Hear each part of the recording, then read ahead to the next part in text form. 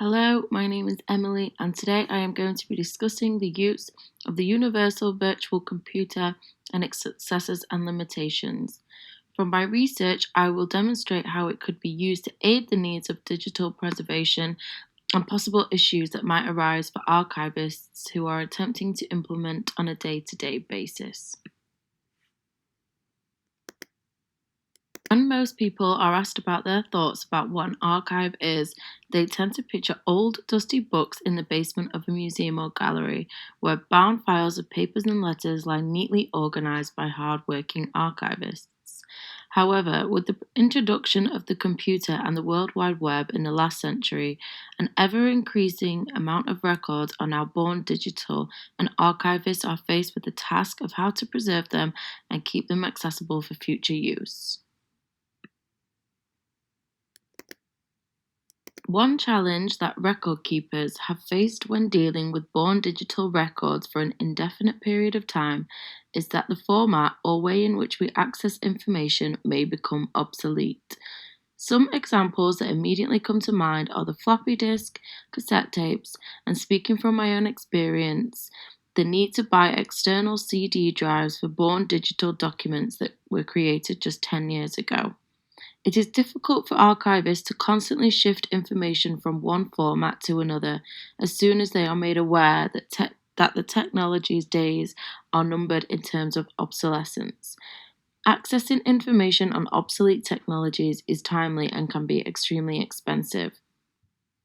In order to satisfy the needs of keeping information authentic and unchanged in its journey through time, the Universal Virtual Computer aims to tackle the preservation issues that information has faced and retain the digital information as it was created on a long-term scale.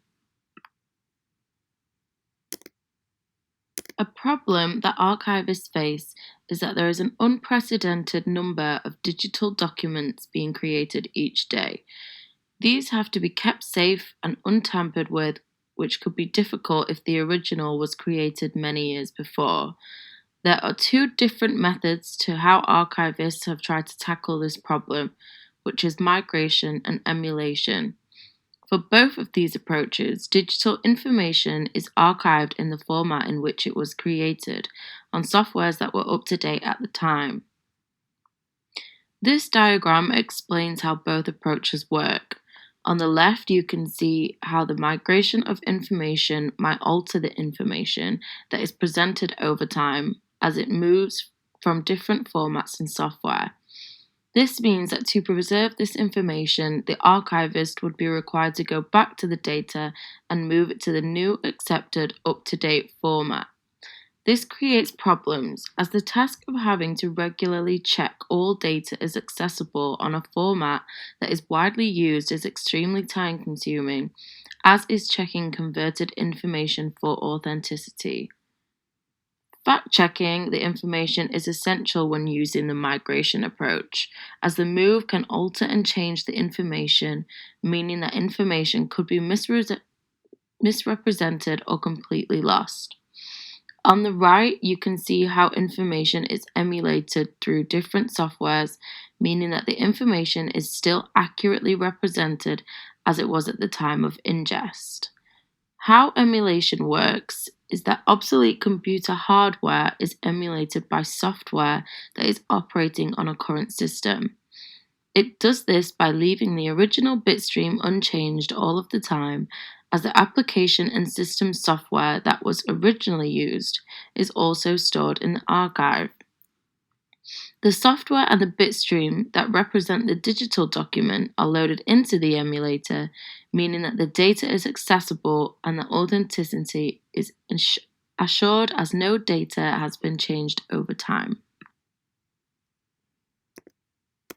A limitation of using the Universal Virtual Computer is that it can be quite costly. This is because a new emulator has to be developed as soon as the current hardware is becoming obsolete.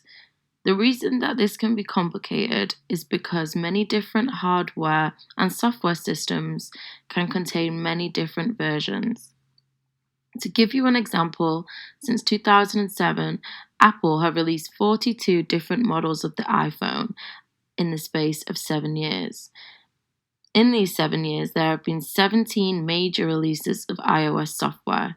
This constant chain of emulation may increase the risk of retaining authenticity as seen in the migration process. Although the UVC has some limitations, its appeal is that it ensures a high level of authenticity and provides an alternative approach to long-term digital preservation needs. Another thing to mention is that one single target machine can house all rendering software, which only needs to be implemented once and can live as long as the UVC environment requires.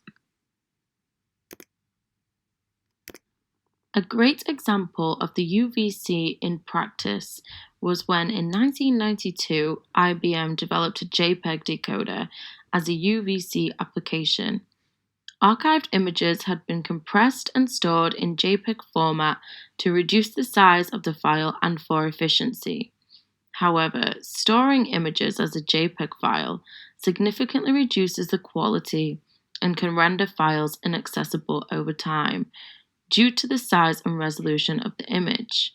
The application decodes the given bit stream from the JPEG into a pixel stream, which simplifies the stream into the bits coordinates and RGB values, meaning that the UVC runtime decodes the JPEG into a simple format which can be simply accessed.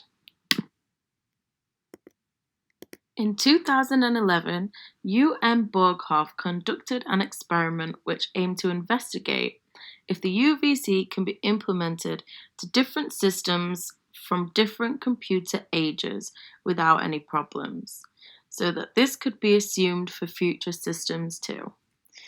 He did this by testing a sample of outdated computer systems that were still fully functional.